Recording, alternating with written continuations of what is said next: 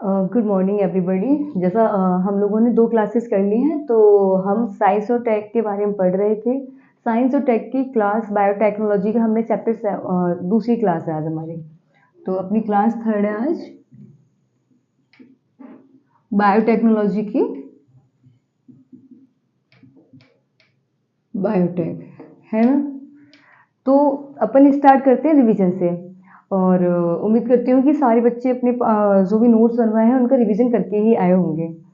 और नहीं आए होंगे तो ज़्यादा वरीड होने की ज़रूरत नहीं है, अपन यहाँ पे रिवीजन कर लेंगे एक बार। ओके, फर्स्ट ऑफ ऑल अपन ने क्या पढ़ा था, सबसे पहले स्टार्ट किया था व्हाट इज बायोटेक्नोलॉजी, जैव प्रौद्योगिकी क्या है ना।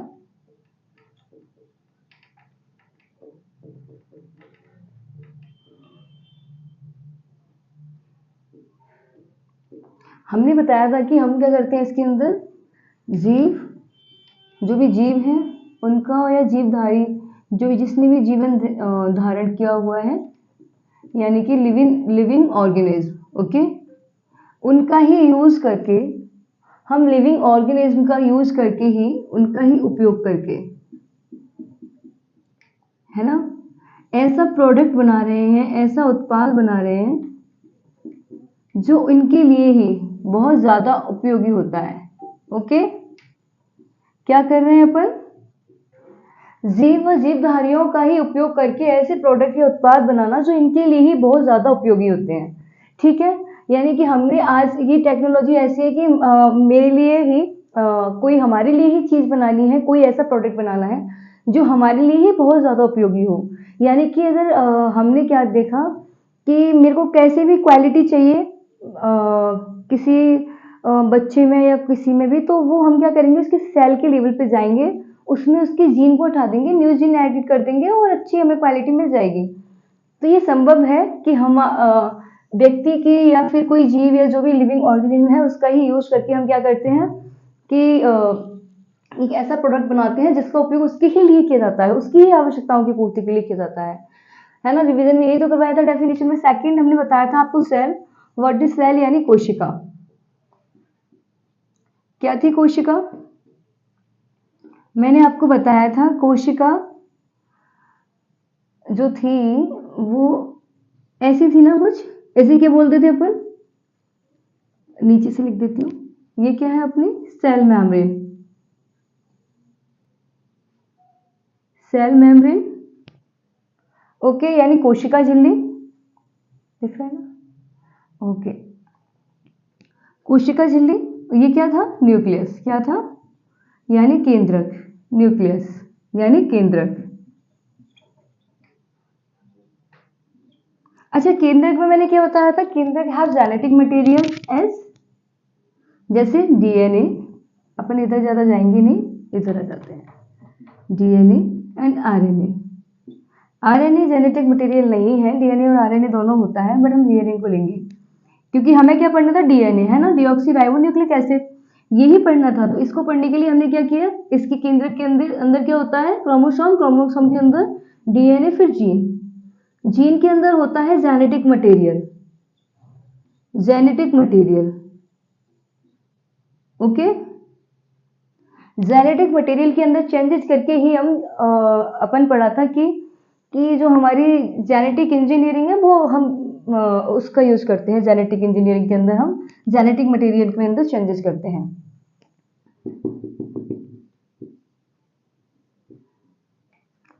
अच्छा, ये डीएनए को चारों तरफ से घेरे हुए कौन था, ई आर, अपना ई आर डीएनए को चारों तरफ से घेरे हुए था ना।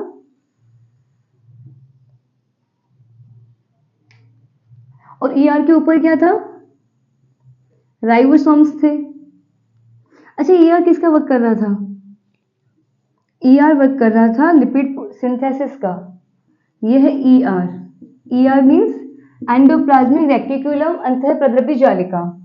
तो ये क्या वर्क कर रहा था, लिपिड सिंथेसिस, है ना।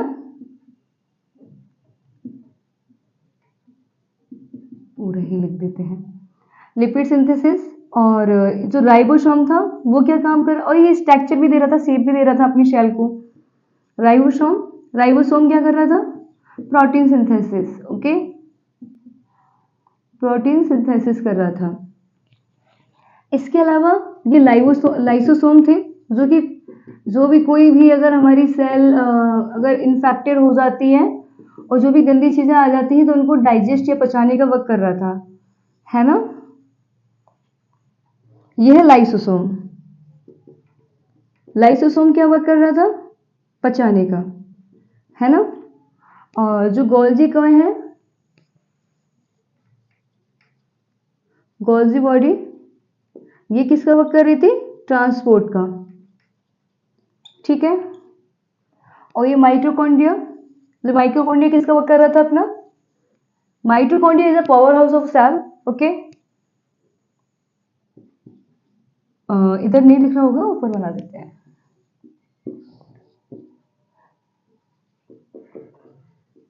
माइक्रोकॉन्ड्रिया, सॉरी, माइटोकॉन्ड्रिया। तो माइटोकॉन्ड्रिया क्या था कि ये क्या कर रहा था? एनर्जी देने का वर्क कर रहा था एटीपी के फॉर्म में। किस फॉर्म में देता है एनर्जी? एटीपी के फॉर्म में, ओके। इसके अलावा हमने चीजें, ये हमारा साइटोप्लाज्म है और ये न्यूक्लियोप्लाज्म, यानी कि जो केंद्रक के अंदर जो वाटर पाया जाता था वो क्या था? पाया जा रहा था, वो क्या था? केंद्रक द्रव्य था। और जो उसके अंदर पाया जा रहा है कोशिका के अंदर, वो क्या है? कोशिका द्रव्य, ओके। तो ये यहाँ पे रिवीजन हो गया, इतना हमने पढ़ लिया। इसके बाद रिसर्च कहाँ पे? इसके बाद क्या था? इसको थोड़ा साफ कर दूं या फिर इधर ही थोड़ा साफ कर देते हैं, चलो। इसके बाद अपन ने क्या पढ़ा था? DNA structure, DNA structure, DNA संरचना। डीएनए संरचना में क्या था कि वाटसन, डीएनए संरचना कैसी है? द्विकुंडलित। कैसी है? द्विकुंडलित। हमारी जो डीएनए संरचना है वो कैसी है? द्विकुंडलित तंतुनुमा संरचना, ओके। द्विकुंडलित तंतुनुमा संरचना, जो किसने बताई थी? वॉटसन एंड क्रिक ने। किसने बताया था इसको? Watson and Crick, okay. Watson and Crick के अनुसार एवं क्रिक के अनुसार डीएनए की संरचना द्विकुंडलित तंतुनुमा होती है, ओके। फिर हमने पढ़ा था जीन, ओके। जीन में क्या था? जो जीन होते हैं, जो वो क्या करते हैं? आनुवंशिक सूचनाएं रखते हैं, जो सारी आनुवंशिक सूचनाओं को एक पीढ़ी से दूसरी पीढ़ी में ट्रांसफर करते हैं, ओके। तो बताया था जीन आनुवंशिक सूचनाएं रखते हैं।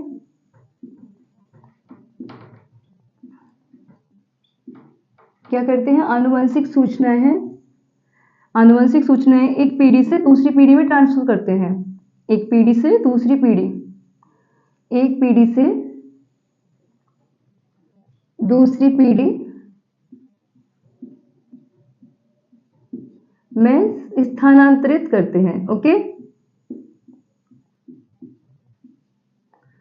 स्थानांतरित करते हैं।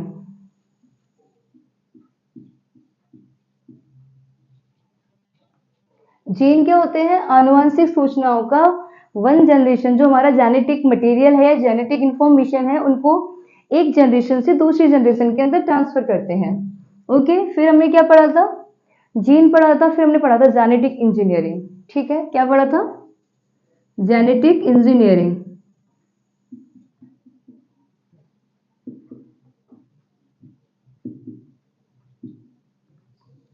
जीनीय प्रौद्योगिकी, ओके।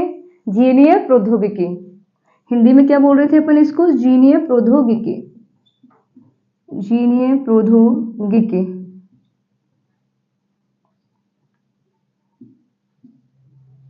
जेनेटिक इंजीनियरिंग, जीनीय प्रौद्योगिकी। अच्छा, मैंने बताया था कि जीनीय प्रौद्योगिकी क्या थी कि उसके अंदर हम क्या कर सकते हैं? हमें जो भी क्वालिटी बेबी के अंदर या किसी भी चीज के अंदर चाहिए, किसी भी प्लांट के अंदर, किसी भी ऑर्गेनिज्म, लिविंग ऑर्गेनिज्म के अंदर हमें जो भी क्वालिटी चाहिए, हम जेनेटिक इंजीनियरिंग की हेल्प से वो सारी क्वालिटीज उस चीज के अंदर, उसके अंदर ले सकते हैं, लिविंग ऑर्गेनिज्म के अंदर। तो हमने क्या किया था?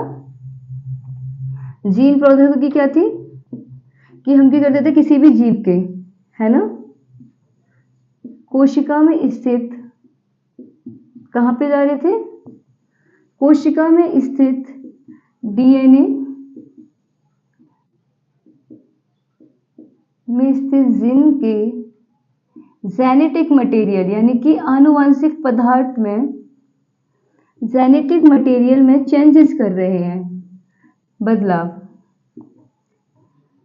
जेनेटिक मटेरियल में बदलाव करने की प्रोसेस जेनेटिक इंजीनियरिंग कहलाती है। बट क्या होता है, मैंने क्या किया, किसी भी जीव की कोशिका के डीएनए में स्थित जीन के जेनेटिक मटेरियल में चेंजेस किया, उससे क्या होता है, उसका फिनोटाइप चेंज हो जाता है। तो जो भी फिनोटाइप चेंज होता है, हमें फिनोटाइप मीन्स क्या होता है, उसके बाहरी लक्षण, तो उसका फिनोटाइप चेंज हो जाता है, इसे जेनेटिक इंजीनियरिंग कहते हैं। तो फिनोटाइप यहाँ पे लिख देते हैं, फिनोटाइप, ओके, तो उसका फिनोटाइप चेंज हो जाता है। सेकंड हमने इसके आगे पढ़ा था कि इसको संरचना के आधार पर जैव प्रौद्योगिकी को, बायोटेक्नोलॉजी को, जो हमारी हम जो पढ़ रहे हैं बायोटेक्नोलॉजी को स्ट्रक्चर के बेसिस पे दो चीजों आधारों पे दो भागों में बांटा गया है। फर्स्ट इज, जो पहला भाग है वो है जेनेटिक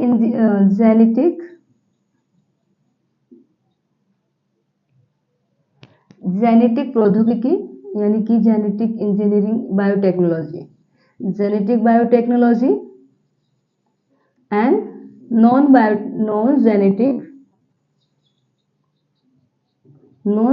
जेनेटिक बायोटेक्नोलॉजी, ओके।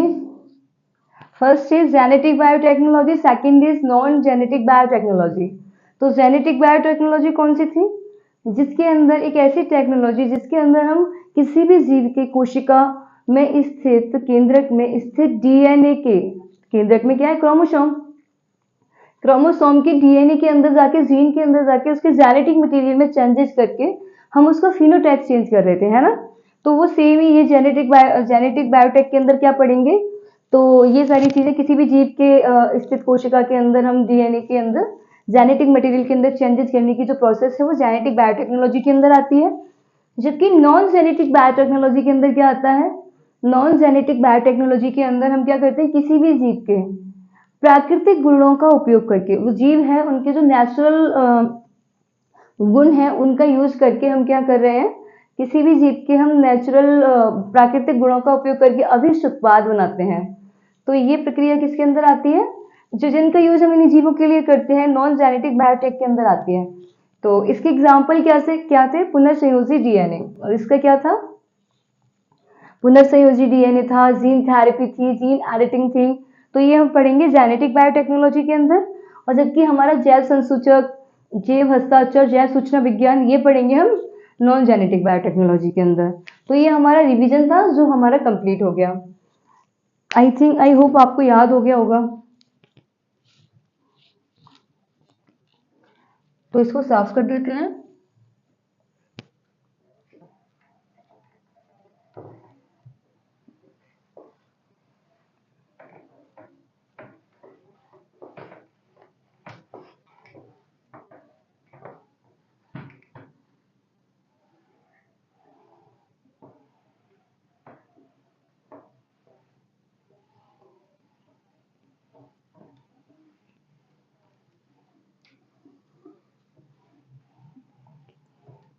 आज तो गुरु पूर्णिमा है, तो सबसे पहले तो आपको, एक मिनट रुको, पहले इसको साफ ही कर देती हूँ, फिर देते हैं सारी बधाइयाँ।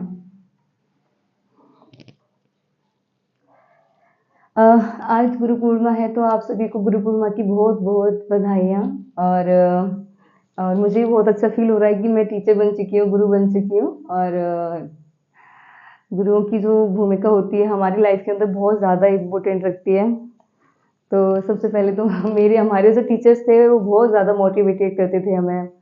तो एक अच्छे टीचर का होना, टीचर बहुत अच्छे होते हैं, सच बता रही हूँ, आपकी लाइफ को चेंज करने में एक टीचर्स की बहुत बड़ी भूमिका होती है। वो इनर पार्सल, मतलब एक छिपकर भी आपको ऐसे कहीं ना कहीं आपको बहुत बड़ा ज्ञान देके चला जाता है, और जो आपकी लाइफ को चेंज कर देता है। तो सेकेंड, हम इसको पढ़ने के बाद अब क्या करते हैं, अब हम करेंगे recombinant DNA technology, okay. Recombinant DNA technology, पुनर्संयोजी डीएनए लिखिए,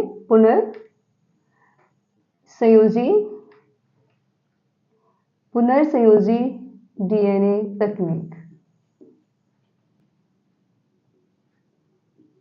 पुनर्संयोजी डीएनए तकनीक यानी रिकॉम्बिनेंट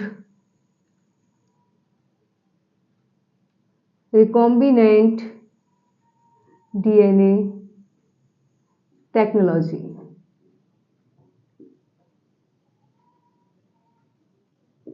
ओके,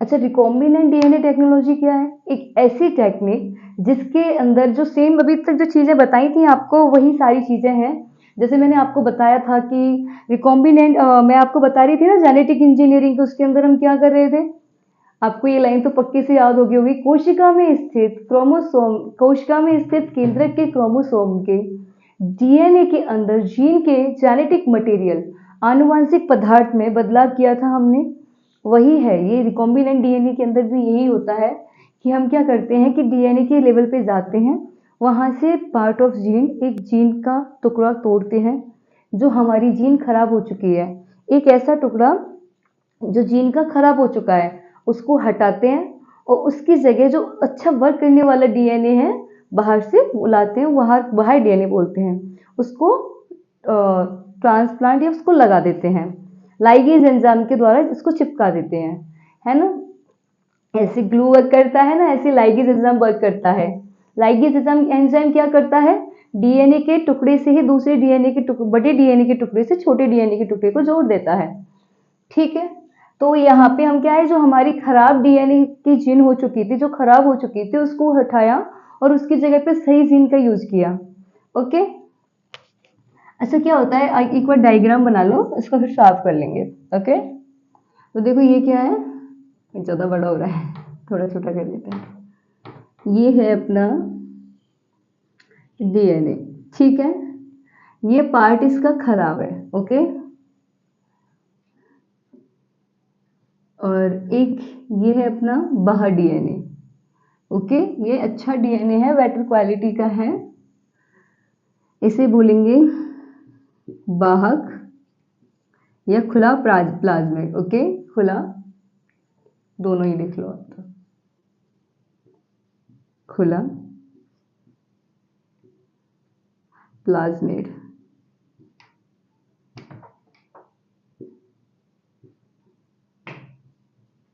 खुला प्लाज्मिड, हमने क्या किया, और ये बाहर डीएनए है, क्या है,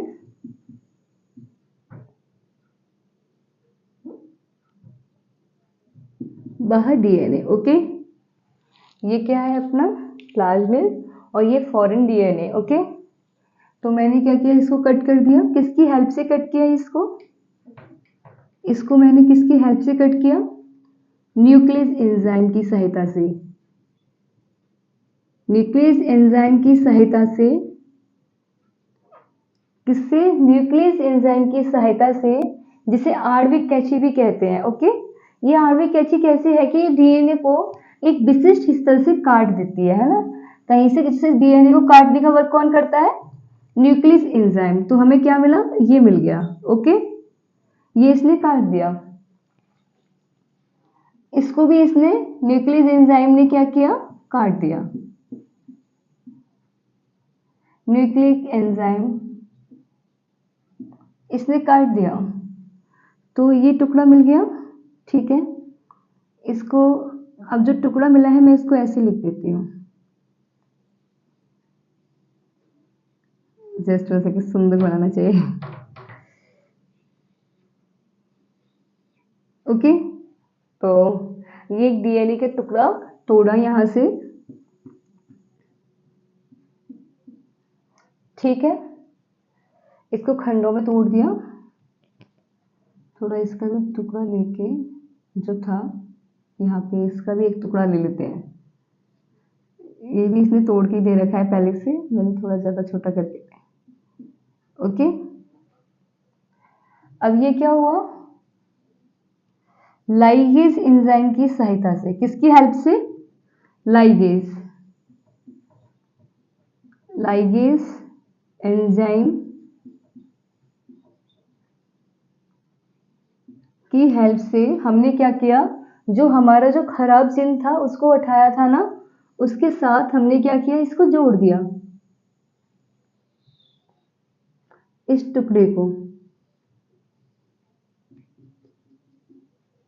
है ना, दिख रहा है नीचे, जोड़ दिया। तो ये कुछ, अब मैं इसको ऐसे डायरेक्ट लिख दूँ तो सेम ही डीएनए ऐसे, तो हमें एक न्यू डीएनए मिल गया, है ना, एक अच्छा क्वालिटी का डीएनए जिसमें से हमने खराब जिन को हटा दिया।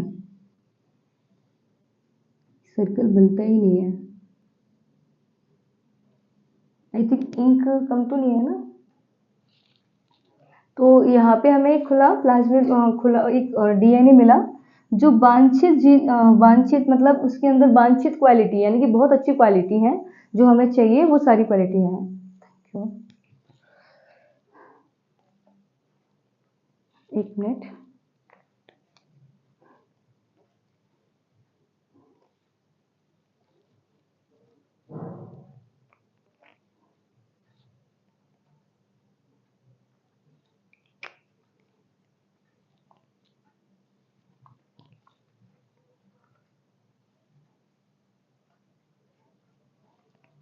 इसके अंदर, इस डीएनए के अंदर अच्छे गुण हैं। ओके, अब मैंने क्या किया कि मुझे पुनर्संयोजित डीएनए मिल गया, पुनर्संयोजी डीएनए मिल गया।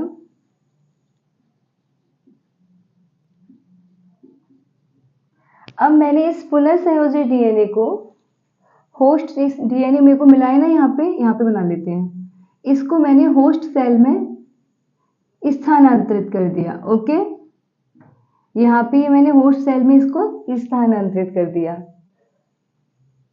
ये पुनर्संयोजी डीएनए का, पुनर्संयोजी, यहाँ पे लिख लो आप, पुनर्संयोजी डीएनए का होस्ट सेल में, होस्ट कोशिका में स्थानांतरण। ओके, अब मैंने क्या किया, इसको डिवीजन, कोशिका विभाजन किया, विभाजन किया, क्या किया मैंने, विभाजन, जिसके द्वारा मुझे इसकी कई कॉपियां मिल गई। ठीक है, ऐसे विभाजन करती जाऊंगी, बहुत सारी कॉपियां मिल जाएंगी। वांछित जीन युक्त मुझे इसकी कोशिकाओं की, जो अच्छा डीएनए था, सही था, वांछित डीएनए युक्त कोशिकाओं की मुझे क्या मिल गई, कई प्रतिलिपियां मिल गई, है ना। वांछित, यहाँ पे लिख लो, वांछित डीएनए युक्त कोशिकाएं, युक्त कोशिकाएं। ओके, वांछित डीएनए युक्त कोशिकाएं। सबसे पहले हमने क्या किया, फर्स्ट, अपना जो फर्स्ट स्टेप था वो क्या था, फर्स्ट स्टेप है अपना कि हमने अपने न्यूक्लियस एंजाइम की सहायता से जो भी हमारा डीएनए खराब था, उस डीएनए में से कट लगा के हमने खराब जिन को हटा दिया, जो जिन खराब थे। अब हमने क्या किया, बाहर से फॉरेन डीएनए लेके आए, वहां से हमने उसको भी न्यूक्लियस एंजाइम की सहायता से उसमें से एक छोटा सा पार्ट ले लिया, जो हमारा यहाँ पे जिन खराब है वो ले लिया। अब हमने लाइगेज एंजाइम की सहायता से, इसकी हेल्प से, लाइगेज एंजाइम की सहायता से इसको जोड़ दिया। ओके, इस फॉरेन डीएनए को जोड़ दिया। ठीक है, तो हमें पुनर्संयोजी डीएनए मिल गया। अब ये पुनर्संयोजी डीएनए में हमने क्या किया, पुनर्संयोजित डीएनए को हमने होस्ट सेल में स्थानांतरित कर दिया, उस सेल में स्थानांतरित कर दिया, फिर उसका विभाजन करवाया, और विभाजन करवा के हमें बहुत सारी सेलें मिलेंगी, पहले 2 मिलेंगी, फिर उनमें उनका डिवीजन करवाएंगे, तो हम कई सारी सेल्स का, वांछित डीएनए युक्त कोशिकाएं, कई वांछित डीएनए युक्त कोशिकाओं की कई प्रतिलिपियां प्राप्त कर सकते हैं। ठीक है, पीसीआर हो गया, एक बार देख लीजिए, जल्दी लिख लीजिए, एक बार इसका डायग्राम बना लीजिए।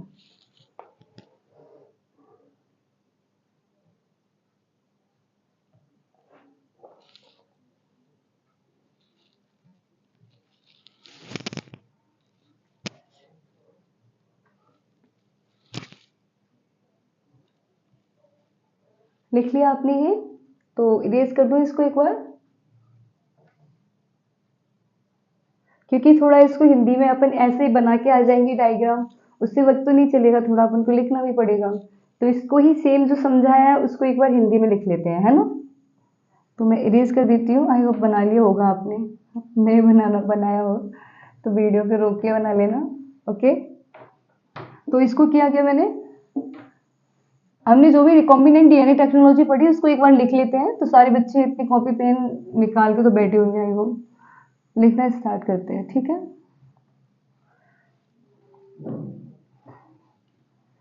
तो फिर अच्छा साफ करता है ना। तो फर्स्ट स्टेप हम इसमें स्टेप्स को फॉलो करेंगे। स्टेप फर्स्ट है हमारा, पहले हम इसकी डेफिनेशन लिख लेते हैं कि पुनर्संयोजी recombinant DNA technology, recombinant DNA technology है क्या, है ना। तो एक मिनट लिखो, ऐसी तकनीक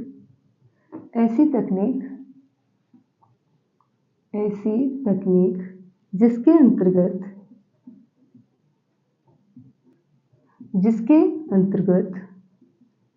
डीएनए की संरचना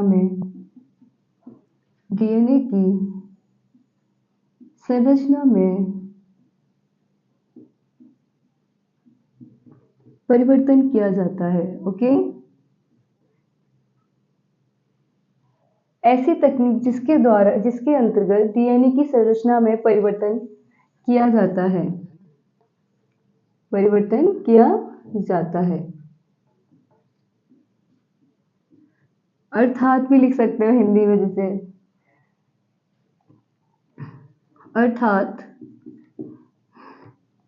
या फिर कुछ भी लिख लेना, अर्थात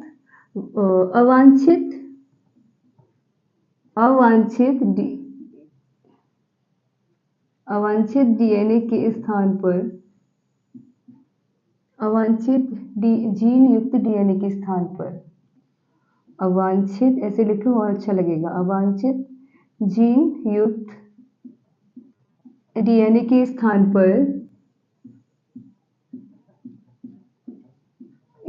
पर वांछित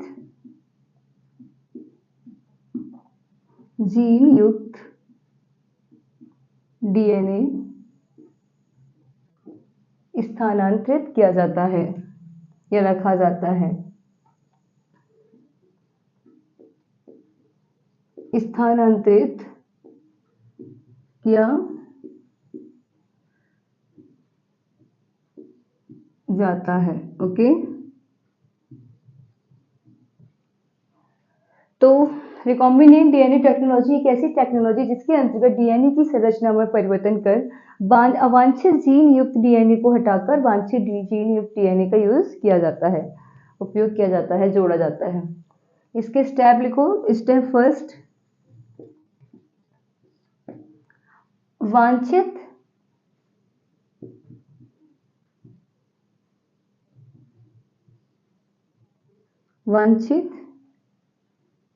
और अवांछित, ये भी होना चाहिए, अवांछित जीन की पहचान व उसका पृथक्करण। फर्स्ट स्टेप तो यही हो जाएगा,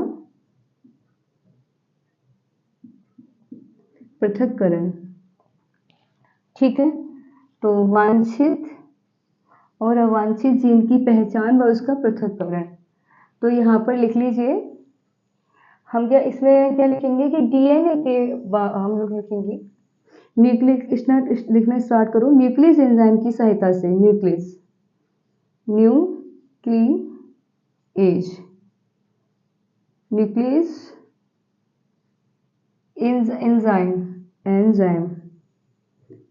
एंजाइम की सहायता से सर्वप्रथम, हाँ ऐसे भी लिख लेना, सर्वप्रथम हम न्यूक्लियस एंजाइम की सहायता से वांछित डीएनए खंड को, वांछित व अवांछित डीएनए खंड को, वांछित व अवांछित डीएनए खंड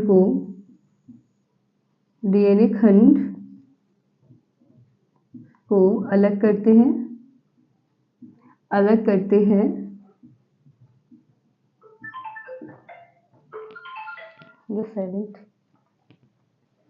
तो सर्वप्रथम न्यूक्लियर एंजाइम की सहायता से वांछित व अवांछित डीएनए खंड को अलग करते हैं। ठीक है, फिर क्या करते हैं, हाँ ये इसको, हाँ न्यूक्लियर एंजाइम को सेकंड पॉइंट लिखो। न्यूक्लियर एंजाइम को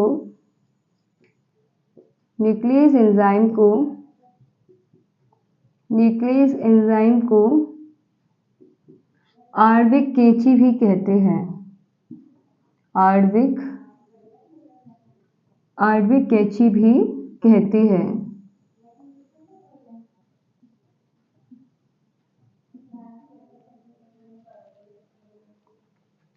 न्यूक्लिक एंजाइम को आणविक कैंची भी कहते हैं क्योंकि ये डीएनए को एक विशिष्ट स्थल पर काटती है। ओके, इसके अलावा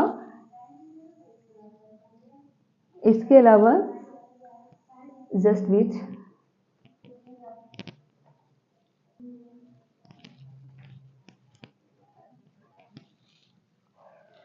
हाँ थोड़ा वो आवाज आ रही थी तो थोड़ा उससे बनाते नहीं थी।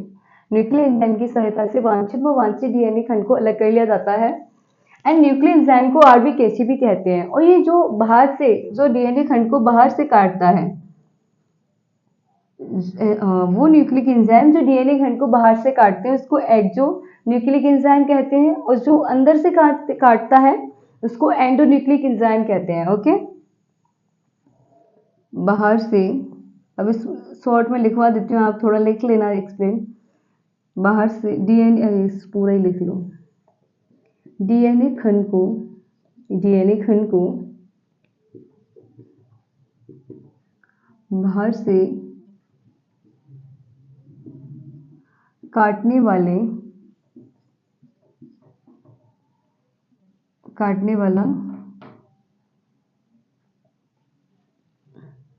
एक्सोन्यूक्लिक एंजाइम होता है। एक्सोन्यूक्लिक एंजाइम होता है। लिखिए, सेकंड लिखिए कि जो डीएनए खंड को आंतरिक स्थलों पर काटता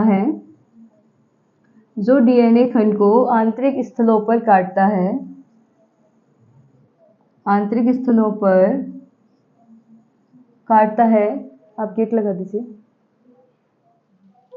स्थलों पर काटता है, वह एंडोन्यूक्लिक एंजाइम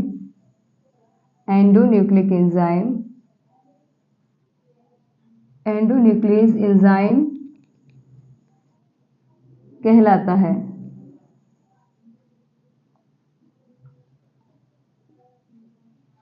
ओके, तो इससे फर्स्ट वांछित और अवांछित जीन की पहचान करना और उसका पृथक्करण करना। न्यूक्लिक एंजाइम की सहायता से हम क्या करते हैं, वांछित और अवांछित जीन का पृथक्करण कर लेते हैं। जो डीएनए के खंड को बाहर से अलग करता है ना, उसको क्या बोलते हैं, एक्सोन्यूक्लिक एंजाइम, और जो अंदर से आंतरिक स्थलों पे से अलग करता है उसको बोलते हैं एंडोन्यूक्लिक एंजाइम।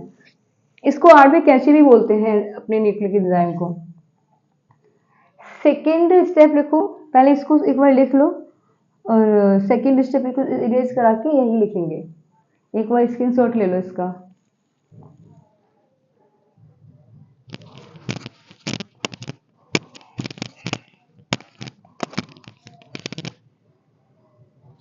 लिख लिया होगा आई थिंक आपने। इरेज कर दो इसको, थोड़ा साफ कर दे अपन स्टेप सेकेंड लिखवाने के लिए, है ना, यहीं से कर देते हैं, टेक्नोलॉजी को बना रहने देते हैं या फिर उसको भी कर देते हैं कि ऊपर से लिख लेंगे।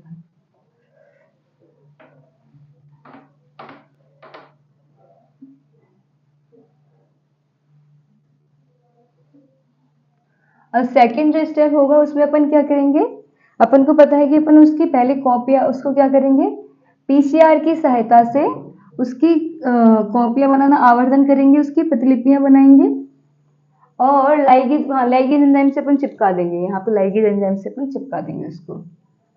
तो लिख लो स्टेप सेकंड।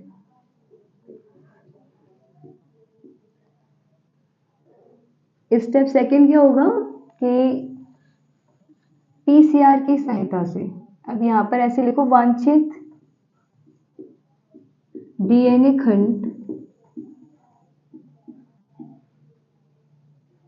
वांछित डीएनए खंड को पीसीआर, तो पीसीआर मीन्स होता है polymerase chain reaction. Okay, PCR की सहायता से वांछित डीएनए खंड का पीसीआर द्वारा आवर्धन, पीसीआर द्वारा आवर्धन। ओके, पीसीआर द्वारा आवर्धन। सेकंड स्टेप लिखो, इसमें हम क्या करेंगे, इसमें लिखो कि वांछित डीएनए खंड का, वांछित डीएनए खंड का polymerase chain reaction, polymerase chain reaction की सहायता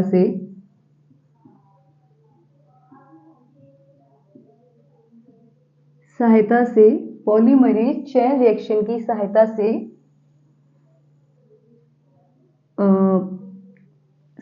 से वांछित डीएनए खंड का पॉलीमरेज चेन रिएक्शन की सहायता से कई प्रतिलिपियां प्राप्त करेंगे, कई प्रतिलिपियां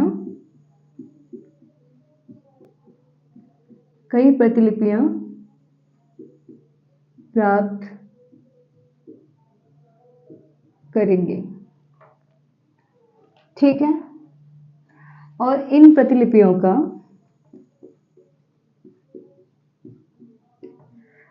एक मिनट, प्रतिलिपियां जिन्हें हम cDNA बोलते हैं, जिन्हें हम क्या बोलते हैं, इन प्रतिलिपियों को क्या बोलेंगे, जिन्हें cDNA यानी कॉपी डीएनए कहा जाता है। ओके, इंक, थोड़ा इंक डाल लेते हैं।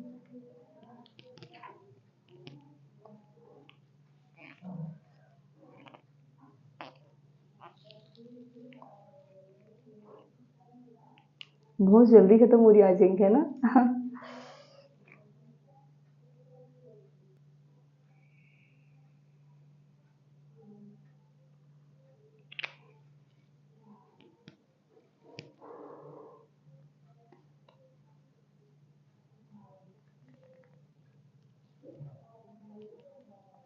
cDNA कहते हैं, और ये था, एक मिनट, अब थर्ड स्टेप लिख लो, ये तो था स्टेप थर्ड लिखो, वांछित डीएनए खंड का लाइगेज द्वारा, ऐसे लिख लो स्टेप थर्ड आगे, वांछित डीएनए खंड को लाइगेज एंजाइम की सहायता से, पूरा ही लिख लो, लाइगेज एंजाइम की सहायता से, लिखिए, वांछित डीएनए खंड को लाइगेज एंजाइम की सहायता से चिपका वाहक के साथ जोड़ दिया जाता है, वाहक के साथ जोड़ दिया जाता है। ओके, वाहक के साथ जोड़ दिया जाता है, वांछित डीएनए खंड को लाइगेज एंजाइम की सहायता से वाहक के साथ जोड़ दिया जाता है। इसके बाद स्टेप 4 लिखिए, स्टेप 4 लिखिए, फिर हमें ये जो हमने लाइगेज एंजाइम की सहायता से उसको जोड़ दिया, तो हमें पुनर्संयोजी डीएनए मिल जाएगा। अब हम उसको बोलेंगे पुनर्संयोजी प्राप्त, ये लिखिए, प्राप्त पुनर्संयोजी डीएनए को यानी रिकॉम्बिनेंट डीएनए को, ओके, पुनर्संयोजी डीएनए को, प्राप्त पुनर्संयोजी डीएनए को होस्ट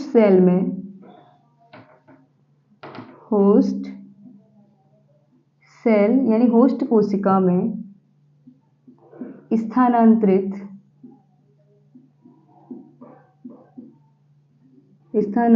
कर दिया जाता है। ओके, स्टेप 4 लिखो, स्टेप 5 लिखो। होस्ट सेल में होस्ट कोशिका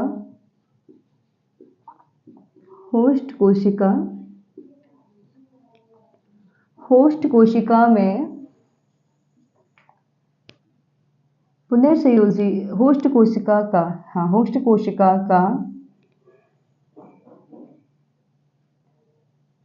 कोशिका विभाजन करवाया जाता है, सेल डिवीजन। ओके, कोशिका विभाजन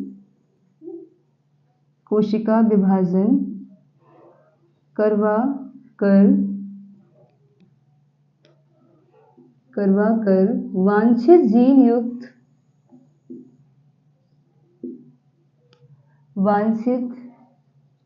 जीन युक्त कोशिकाएं प्राप्त की जाती हैं।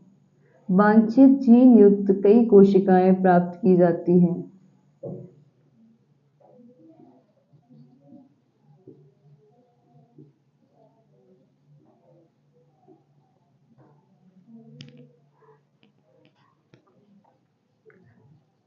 यानी कि वांछित जीन युक्त हमें जो भी उत्पाद चाहिए था वो मिल गया।